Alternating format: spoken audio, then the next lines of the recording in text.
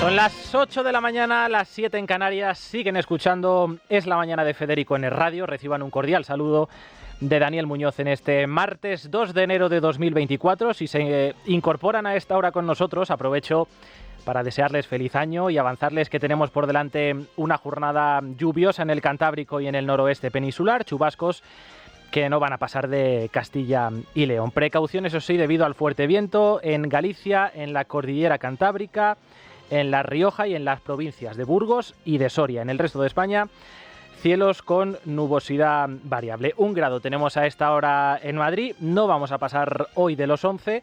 La máxima nacional en Las Palmas de Gran Canaria con 24 grados. La mínima en Teruel con 4 bajo cero. Bueno, en unos minutos, a partir de las 8:30 aproximadamente, vamos a abrir en este estudio la primera tertulia de 2024, saludando a Maite Rico, a Luis Valcarce y a Raúl Vilas, el director de esta casa de Libertad Digital. No voy a evitar la tentación de preguntarles cómo lo han pasado estos días, y no lo voy a hacer por abandonar, al menos por unos minutos, la suerte de déjà vu en la que nos encontramos, en la que nos vamos a ver inmersos inmediatamente después cuando abordemos la actualidad política. Estos días, estas últimas horas, hemos sido testigos, es cierto, de noticias que han aportado algo de frescura a la monotonía que venimos arrastrando de un tiempo a esta parte. Hemos asistido, por ejemplo, a la abdicación de la reina más longeva de Europa, la reina Margarita de Dinamarca. Nos hemos congratulado por la puesta en libertad de Santiago Sánchez, el español encarcelado de manera totalmente arbitraria e injustificada en Irán desde 2022. Va a aterrizar este mediodía aquí en Madrid, se va a reencontrar con su familia. Incluso hemos visto, fíjense cómo está España, hemos visto a Ramón García, al bueno de Ramonchu, dar las campanadas con una chaqueta rosa, flanqueado por Ana Mena y Jenny Hermoso. Una invitación manifiesta, desde luego, a marcharse a la cama antes de que diesen las 12.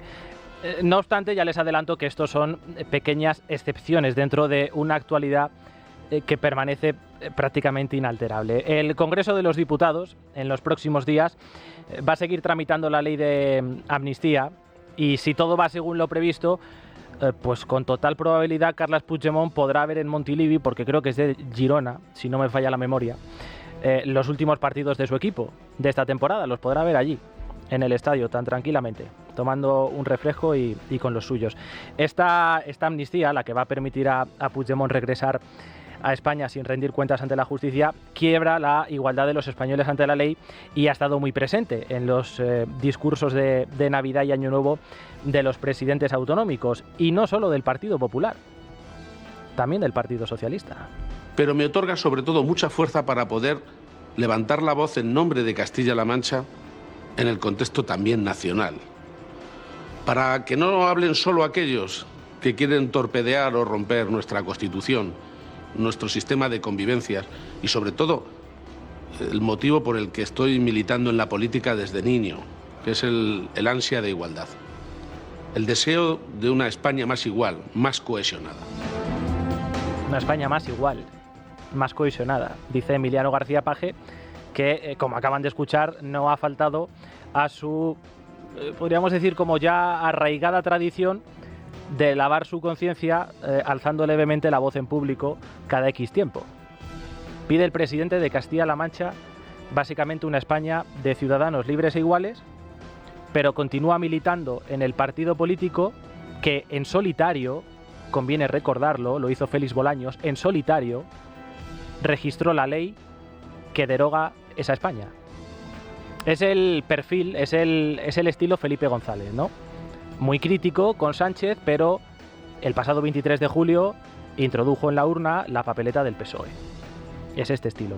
También vamos a ver cómo Partido Socialista y Partido Popular siguen arrojándose los trastos a la cabeza a raíz de la renovación del Consejo General del Poder Judicial. Ahora la novedad radica en que la Comisión Europea va a ejercer de juez de silla en este partido de tenis que se alarga ya desde hace 5 años. Es el pacto que le propuso Alberto Núñez Feijóo a Pedro Sánchez hace unos días, que el presidente del gobierno aceptó y que los populares consideran una victoria porque, dicen, ha descolocado a Moncloa. hay algo claro, ¿no? Es decir, es necesaria la renovación y es necesaria también la reforma del sistema de renovación del Consejo General del Poder Judicial. Y son planteamientos que nos exige Europa, y es en ese sentido y en ese marco de exigencia por parte de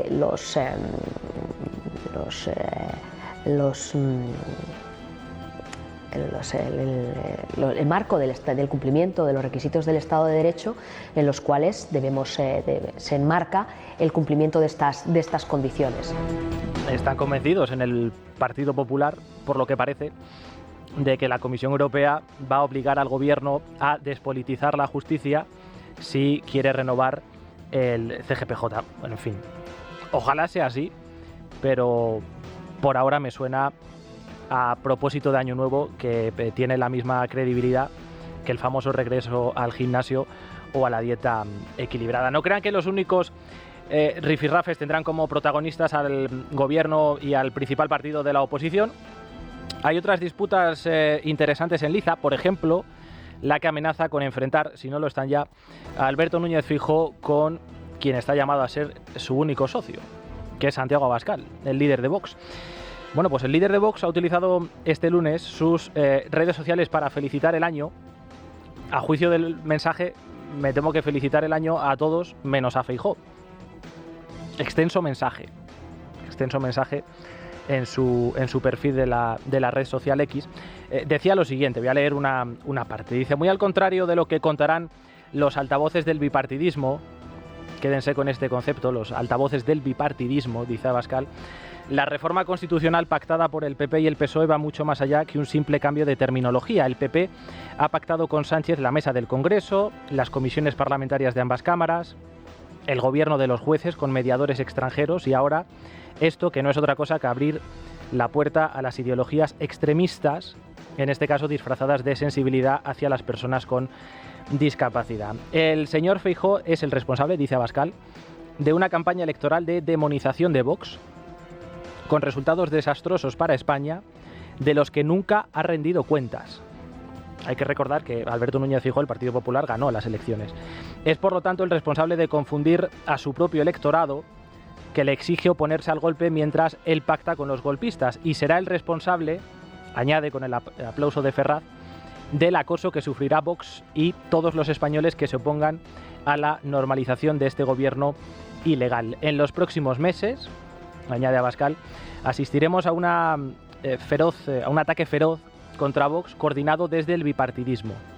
Ataque feroz coordinado desde el bipartidismo. Para enfrentarlo en los próximos días del año, este es el anuncio que realizaba, convocaré un comité ejecutivo nacional para analizar esta grave situación. Un gobierno ilegal que camina hacia la liquidación del Estado de Derecho y una supuesta oposición que lo está legitimando. Bueno, podríamos entrar a rebatir, desde luego, bastantes de las conclusiones que cita el señor Santiago Abascal en este mensaje, pero yo creo que es mucho más útil quedarse con el resumen. La culpa de todo la tiene Alberto Núñez Feijóo, también de lo que le pase a Vox en el futuro, de lo que le pasó en el pasado, y quien lo vea de otra manera es un altavoz del bipartidismo. Ese es el resumen de este mensaje. Todos tienen la culpa menos yo. Incluso de lo que le pase a Vox, siendo yo su líder, todos tienen la culpa menos yo. Este camino hay que decir que ya lo han recorrido antes otros, con idéntico argumento, y los resultados pues están a la vista de todo el mundo. Y estoy pensando naturalmente en Unidas Podemos, que ni están unidas, y lo de Podemos, pues en fin, pudimos, ¿no? 5 diputados en el Congreso y sin representación en buena parte de España, porque han perdido sus diputados en la mayor parte de las asambleas autonómicas. Ha quedado tan reducido a la nada Podemos que ahora su único objetivo es colocar a Irene Montero en el Parlamento Europeo, dicen las encuestas, hoy por ejemplo publicado hoy el diario El Mundo, que es posible, y hacerle la vida imposible a Yolanda Díaz.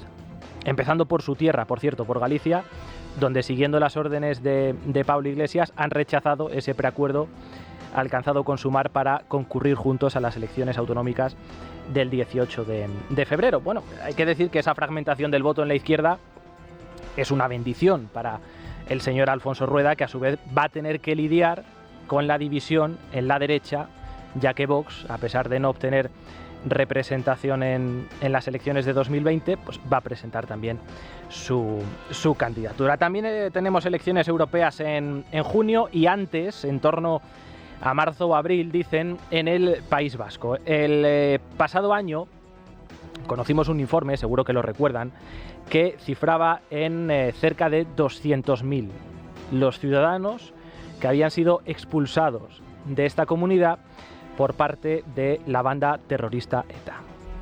Y no hace tanto de aquello. Parece que ha pasado mucho tiempo, pero no hace tanto. Bueno, pues 2024 puede ser el año en el que sus legatarios políticos, ahora camuflados en Bildu, antes en Sortu, en Batasuna, gobiernen esta región. El PSOE sigue negando la mayor.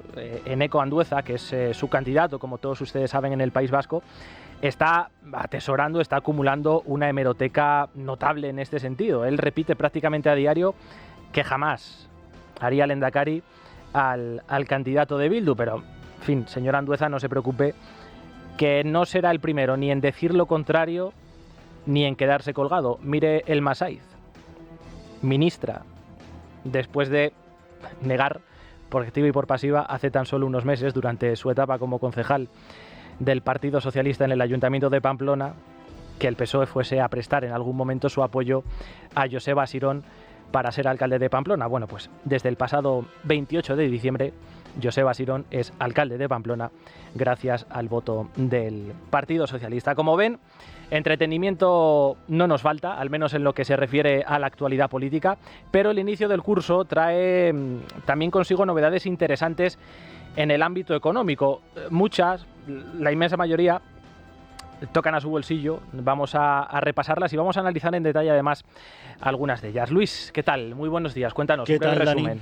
Pues el comienzo del año ha traído nuevas subidas para los consumidores, bien en los precios, bien en los impuestos. En ambos casos los incrementos son del 5% y superiores, con una inflación disparada. Entre las subidas está la del alquiler, con el tope al 3%. Eso será lo máximo que los caseros podrán subir a los inquilinos durante todo el año. Por otro lado, duro golpe también a los propietarios, ya que la deducción por el alquiler a la vivienda pasará del 60 al 50% para los nuevos contratos. El nuevo esquema de deducciones contempla reducciones de hasta el 90%, pero solo en casos en los que la vivienda se encuentre en un mercado tensionado, algo que a día de hoy, Dani, no ocurre. Bueno, pues precisamente, Luis, en el mercado inmobiliario nos vamos a detener porque este año los Reyes, podríamos decir, han adelantado algún regalo en forma de bajada drástica del Euribor, el indicador al que, ya lo saben todos ustedes, se referencia la mayor parte de las hipotecas en España. No obstante, conviene aclarar que no es oro todo lo que reluce.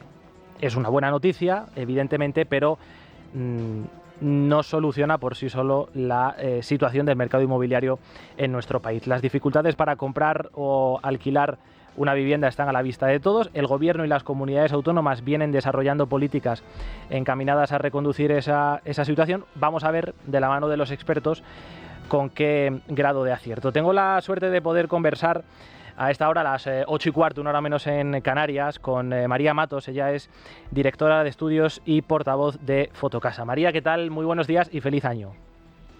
Hola, muy buenos días. Feliz año para todos. Bueno, mencionaba yo la caída del Euribor. Vamos a empezar por ahí, si le parece. Ha cerrado el año en el 3,6. Hasta hace unas semanas estaba por encima del 4%. Dos preguntas muy concretas. En primer lugar, ¿cree usted que esta caída se va a estabilizar en algún momento? Y por otro lado, ¿qué impacto va a tener en aquellos que tengan que firmar la hipoteca, digamos, prácticamente de manera inmediata en este primer trimestre de 2024? ¿Se va a aplicar esa rebaja de tipos también a la hora de firmar la hipoteca de manera inmediata? Pues lo que estamos viendo es que el Euribor está tendiendo hacia la estabilización, está dando un respiro a los miles de hipotecados que en los últimos 2 años han visto como esa cuota de su hipoteca no dejaba de aumentar, pero sí es cierto que todavía no vemos una rebaja porque el Euribor cerrado a mes de diciembre todavía es un poquito más alto que el Euribor al mes de diciembre que teníamos en el año 2022. Por lo tanto, a partir de ahora, lo que veremos será como en los próximos meses, pues ya a partir, quizás, no me atrevo a decir un mes en concreto, pero vamos a decir primavera, sí que los hipotecados podrán ver, sobre los de tipo variable, podrán ver cómo ya empiezan a ver reducidas sus cuotas. A partir de el 2022, lo que habían visto habían sido todas subidas de en torno a 100, 200 euros, pues a partir de primavera,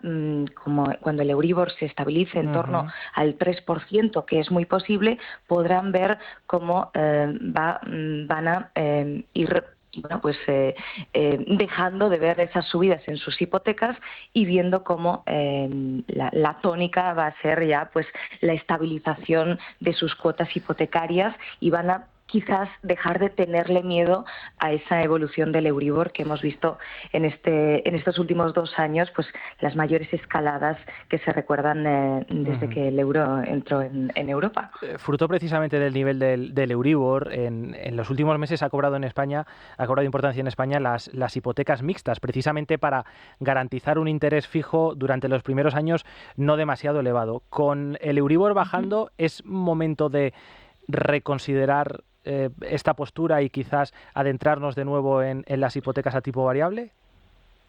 Bueno, tenemos que tener en cuenta que las hipotecas mixtas han sido el producto estrella durante 2023, que van a terminar el año, en cuanto tengamos los datos de diciembre, siendo la segunda modalidad con mayor demanda, y tenemos que tener en cuenta que han surgido gracias a que las modalidades a tipo fijo han sido prácticamente retiradas de los escaparates de la banca. Esto va a depender de las entidades financieras, si a partir de la estabilización del Euribor, sobre todo de los tipos que marquen desde el Banco Central Europeo, vuelven a hacer pues el precio del dinero algo rentable para que puedan volver a darse hipotecas a tipo fijo. Si no, las tipo mixtas se quedarán con nosotros al menos en los próximos años, porque son la opción de tipo variable más atractiva en estos momentos. Hay algo, María, que me ha llamado poderosamente la atención. Durante el último año y medio, el Euribor subía y subía, pero también lo hacía el precio de la vivienda, fruto, evidentemente, no solo del aumento de los costes, sino de que la demanda permanecía estable o incluso se incrementaba. No sé si hay una falta alarmante de oferta que ni siquiera la elevada financiación logra corregir. Pues tú lo has dicho, Daniel, tenemos un gran desequilibrio entre oferta y demanda que hace que haya un gran tensionamiento en los precios. Hemos cerrado el año con un aumento del 7%, es un aumento muy, muy significativo con respecto al año anterior, que también había crecido el precio de la vivienda, y lo que estamos viendo es que esta subida de tipos de interés que ha llegado al bolsillo de miles de españoles y ha retirado efectivamente casi un 30% de compradores de nuestro mercado inmobiliario, del mercado de la vivienda de compra-venta, no ha tenido tanto efecto sobre la demanda total, sino que solo ha retirado la sobredemanda que se había generado tras la pandemia. Esas necesidades habitacionales de los ciudadanos habían cambiado, querían mejorar su vivienda, y ese 30% que se había incrementado durante los años 2021-2022, que por cierto fueron años de récord de compraventas de los últimos 15 años, pues fue moderándose a lo largo de 2023. Pero en estos momentos la demanda todavía es muy intensa. Lo que vemos es que sí que ha cambiado ese perfil de comprador. Mientras, por ejemplo, en el año 2021, 2022, los compradores, pues era un comprador más familiar, que buscaba la segunda residencia o mejorar su vivienda. Ahora mismo vemos que se trata de una demanda pues mucho más solvente, con alto poder adquisitivo, con un conocimiento y con una experiencia en el sector inmobiliario, que en muchos casos se trata de un comprador extranjero. Es un perfil mucho menos vulnerable al cambio monetario europeo, porque necesita menos financiación bancaria, y por lo tanto está focalizado en la inversión. Frente a momentos de incertidumbre, de crisis, de crisis financiera, ¿no? Como estábamos viendo que cambiaban todas las tornas de un cambio de ciclo hipotecario, pues surgen los inversores, los pequeños ahorradores, que no quieren que la inflación se coman sus ahorros y por lo tanto ven en el ladrillo un valor refugio, un activo muy seguro en el que invertir. Eso es lo que ha sucedido. Ha cambiado ese perfil de comprador. Habla usted de los compradores con un poder adquisitivo, digamos, notable. Algunas administraciones locales y regionales vienen advirtiendo de un tiempo a esta parte del impacto negativo que está teniendo en algunas zonas el alquiler turístico, acaparando el mercado y, digamos, impidiendo su acceso al resto. ¿De verdad hay que restringir este tipo de alquiler para que entren en el mercado otros perfiles o ese intervencionismo también convertirá esto en algo más pernicioso, es decir, solo contribuirá a empeorar aún más el problema? Tenemos que tener en cuenta que el mercado del alquiler es un mercado muy sensible frente a los cambios, sobre todo legislativos, y es cierto que en el mercado turístico, a raíz de la implementación y la entrada en vigor de la Ley de Vivienda en el mercado residencial, ha habido un gran trasvase de propietarios que han decidido poner sus viviendas en el mercado turístico para escapar de las limitaciones que traía la Ley de Vivienda. Por lo tanto, sí que se ha notado una gran reducción y una gran contracción de la oferta de la vivienda de alquiler. Es la gran problemática que tenemos en el mercado de las rentas y por eso se suele decir que el mercado turístico también está afectando a la contracción y a la subida de los precios del mercado del alquiler residencial. Ahora bien, la prohibición nunca es el camino, sobre todo en el mercado inmobiliario.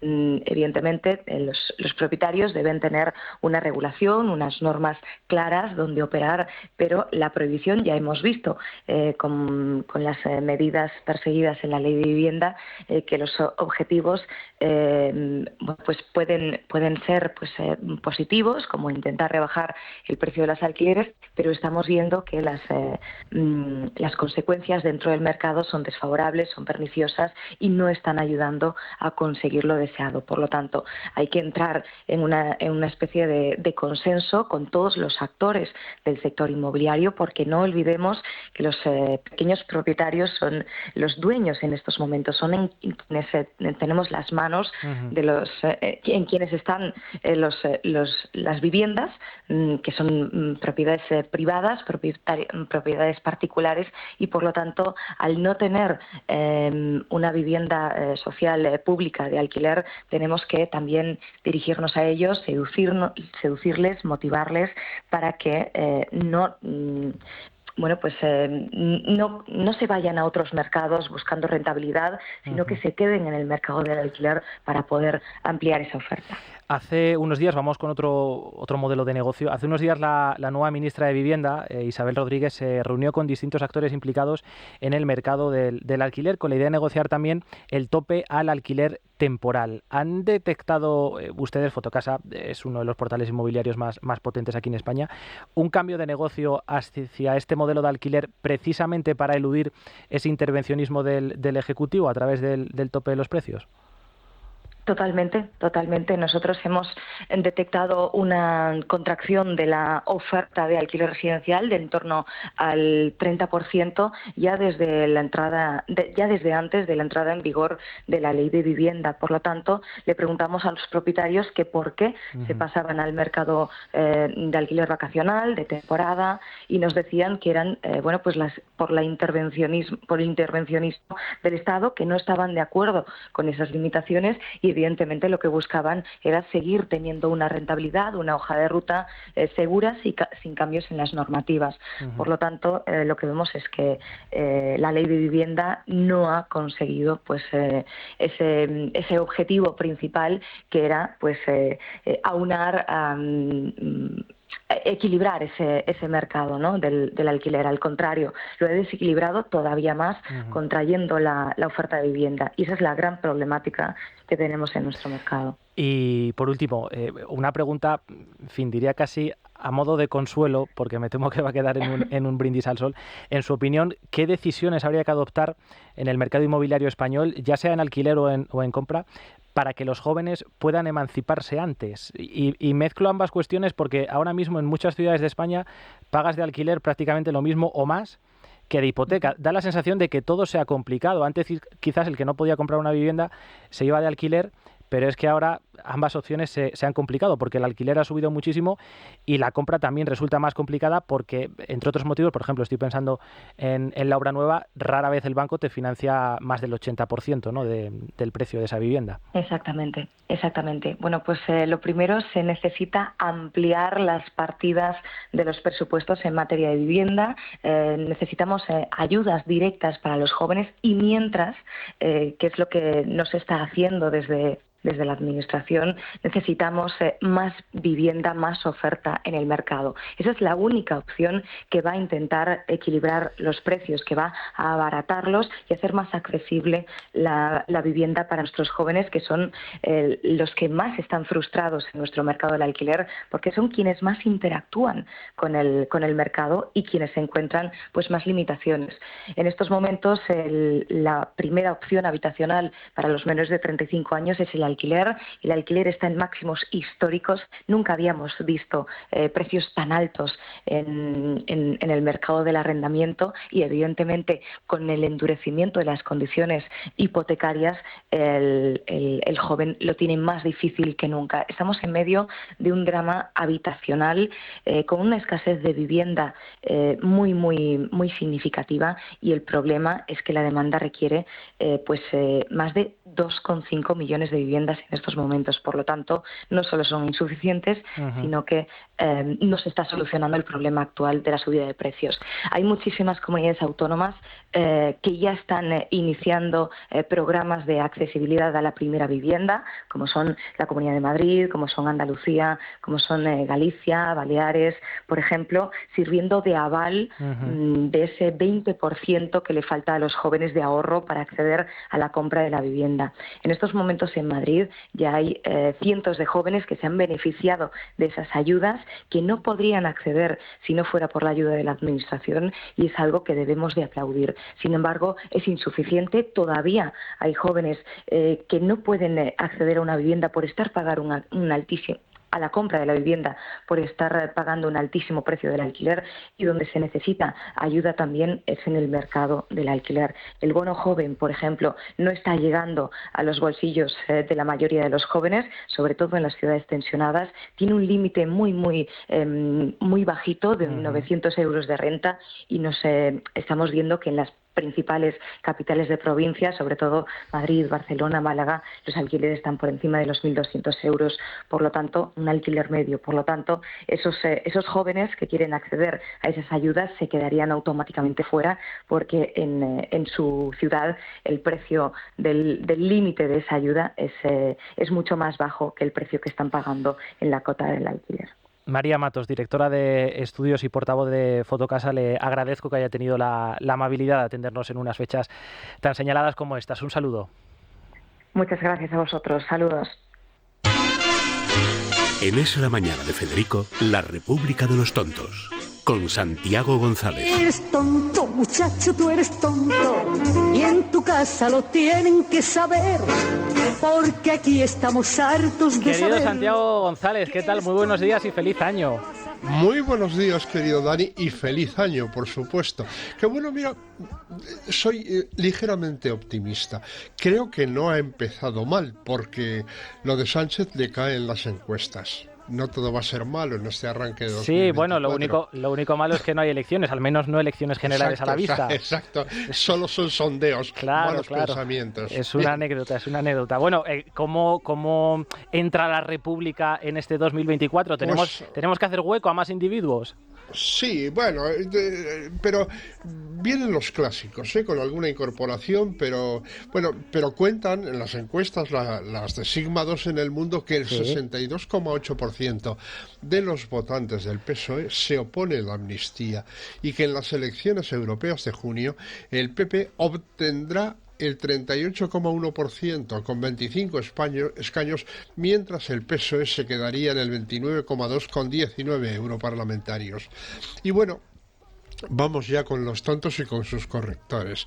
Que Paminondas escribió en mi blog: debéis saber que hay gente que te felicita con toda amabilidad, te desea lo mejor y luego vota al PSOE. Pedro Enrubia, diputado de Podemos por Granada, es el filósofo que lleva la lucha obrera al Congreso, según el ideal, intervenía en Twitter para descalificar a Izquierda Unida, poniendo como ejemplo algunos entrecomillados del que fue coordinador federal de Izquierda Unida, Cayo Lara. Y mira por donde alguien que siempre me había parecido una nulidad ha crecido ante mis ojos por comparación con lo que vino después, esa aplastante mediocridad de Alberto Garzón.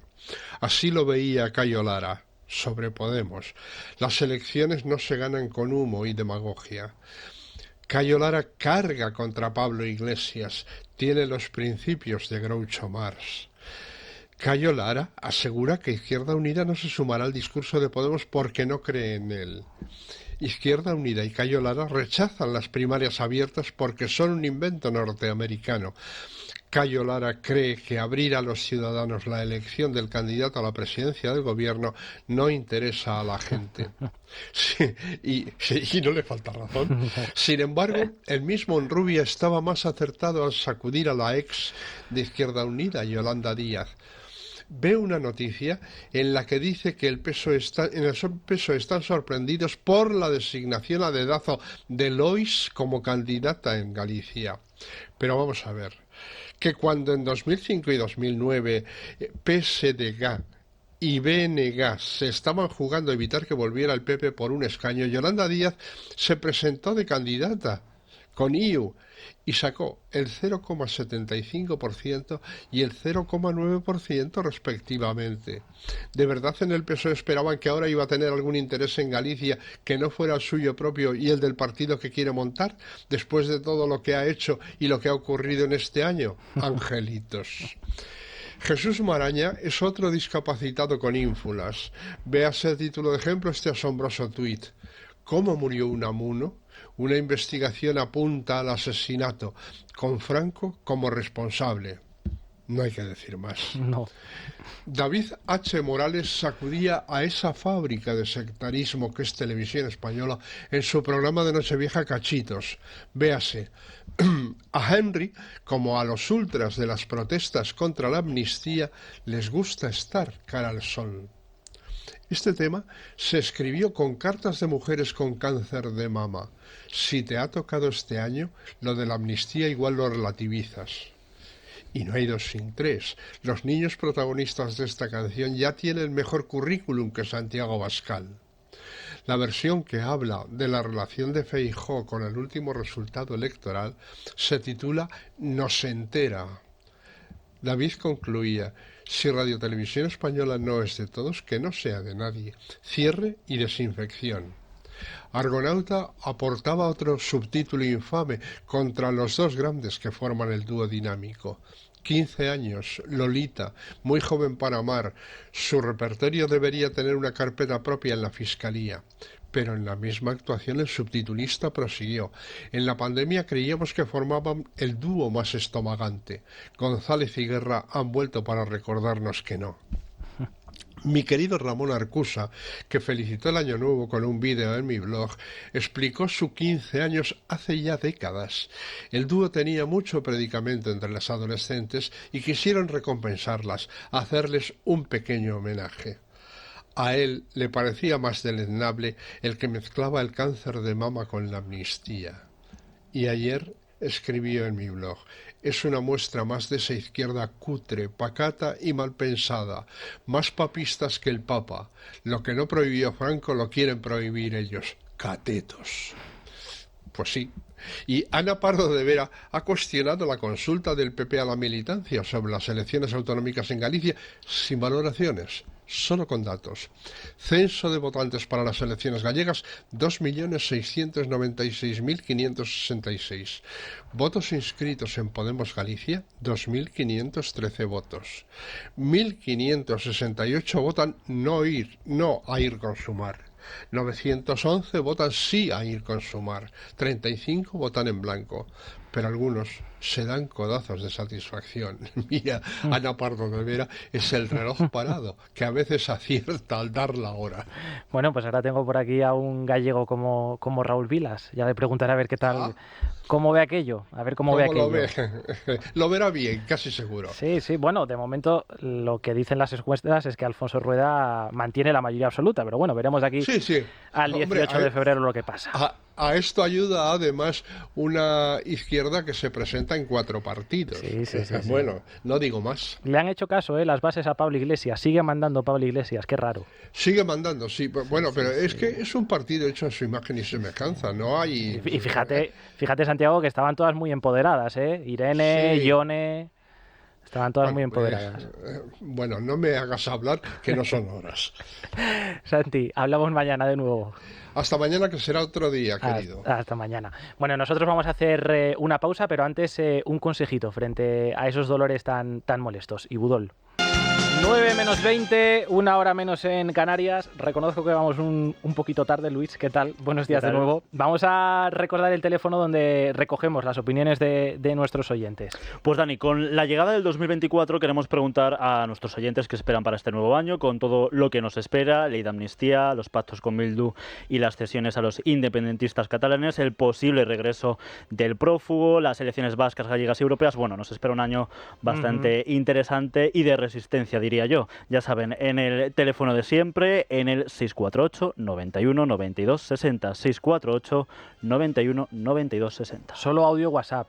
Así es. No queremos imágenes, que son muy bonitas, pasando, en fin, estas fiestas en familia, pero claro, no se puede emitir de ninguna manera, así que nos lo pueden contar, ¿eh? Oye, mira, pues he estado reunido con fulanito, con menganito, nos hemos peleado, hemos hablado de política, en fin, pues lo que se ha hecho en todas las casas, ¿no? Estas fiestas. Venga, Luis, pues te escuchamos después a eso de las 10 menos cuarto aproximadamente. Nosotros ahora hacemos una breve pausa y arranca ya nuestro tiempo de tertulia aquí con Maite Rico, con Raúl Vilas y con Luis Valcarce.